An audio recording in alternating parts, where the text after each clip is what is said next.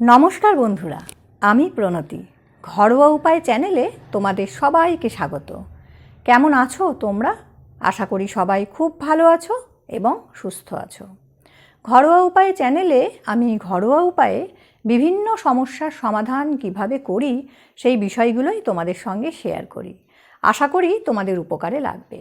এই ভিডিওটি দেখে যদি তোমাদের উপকার হয় এবং ভালো লাগে তাহলে লাইক, শেয়ার এবং সাবস্ক্রাইব করতে ভুলো না।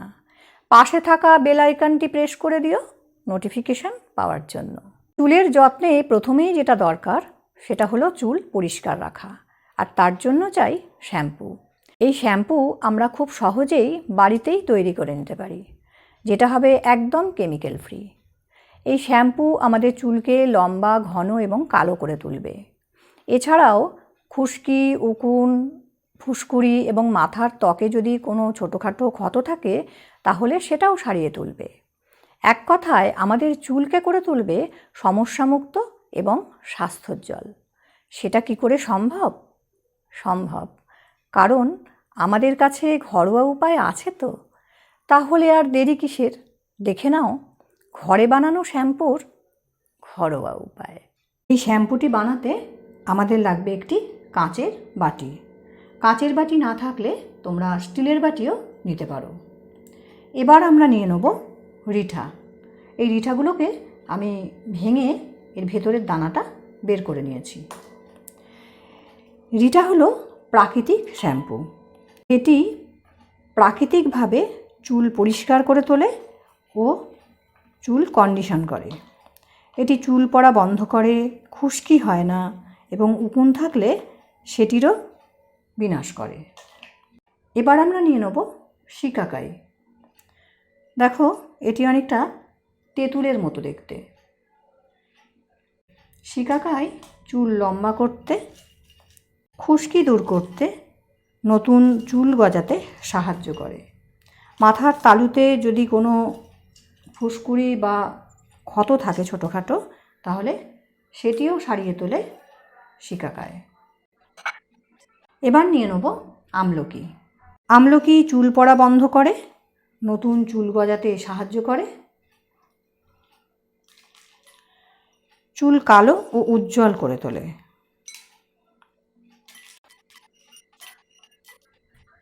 এখানে আমি রিঠা নিয়েছি 50 গ্রাম, শিকাকাই নিয়েছি 25 গ্রাম এবং আমলকি নিয়েছি 25 গ্রাম। এবার এই সবকটা উপকরণকে আমি বেশি করে জল দিয়ে ভিজিয়ে রাখব। বাটিটাকে একদম ভর্তি করে জল দিয়ে দেবো এবং ভিজিয়ে রাখবো সারা রাত। সারা রাত ভিজিয়ে রাখার পর দেখো জিনিসটা এরকম দেখতে হয়েছে। এইগুলো নরম হয়েছে, কিন্তু এর কাঠ বেরোনোর মতো এখনও নরম হয়নি। সেই জন্য এটিকে আঁচে বসিয়ে তৈরি করতে হবে। এর জন্য আমরা নিয়ে নিয়েছি একটি লোহার কড়াই। তোমাদের কাছে যে পাত্র থাকবে তোমরা সেই পাত্রেই করতে পারবে, কোনো অসুবিধা নেই। এবার এই সমস্ত উপকরণগুলোকে এই পাত্রের মধ্যে ঢেলে দিলাম।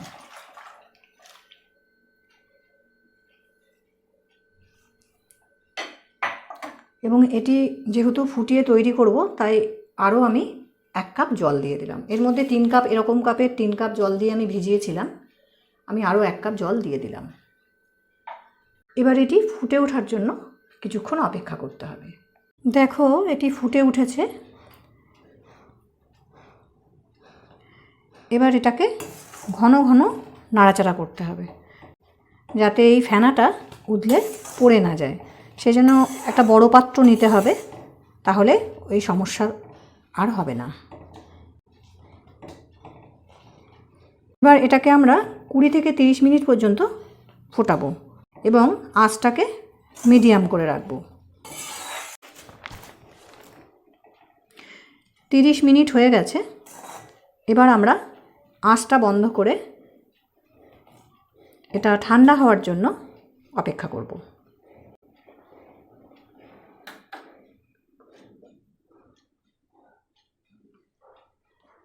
ঠান্ডা হওয়ার পর এটি এরকম দেখতে হয়েছে।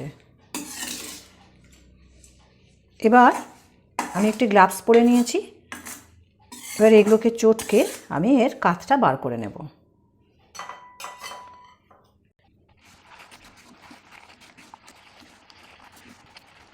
এইভাবে চটকে এর কাঁচটা বার করে নিতে হবে আর ছিবড়েগুলো ফেলে দিতে হবে। গ্লাভস যদি না পরো তাহলে হাতটা কিন্তু কালো হয়ে যেতে পারে। সেই জন্য গ্লাভস পরে নিলে হাতটা পরিষ্কার থাকবে। এগুলোকে খুব ভালো করে চটকে এর কাঁচটা বার করে এটাকে ছেঁকে নিতে হবে এবং একটি প্লাস্টিকের বা কাঁচের কন্টেনারে ভরে রাখতে হবে।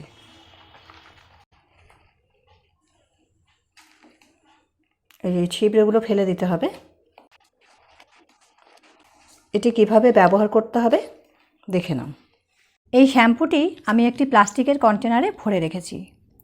এটি যদি বেশি করে বানানো হয় তাহলে ফ্রিজে রাখতে হবে এবং ব্যবহার করার আগে যতটুকু দরকার ততটুকু নিয়ে নর্মাল টেম্পারেচারে এনে তারপর ব্যবহার করতে হবে।